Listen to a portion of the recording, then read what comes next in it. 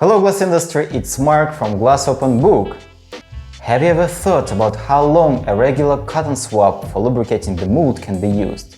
One shift, and then it's just thrown away. However, French company Ferlam Technologies has the solution. The Ferlam Swap is made with a heat-resistant yarn that is usable during at least 4 until 12 shifts.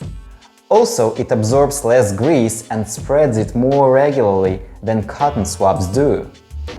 Kind of little thing, but has so much significance.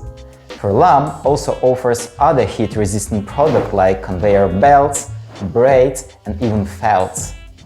Check out their full range of products on Glass Open Book. Now, back to work. See ya!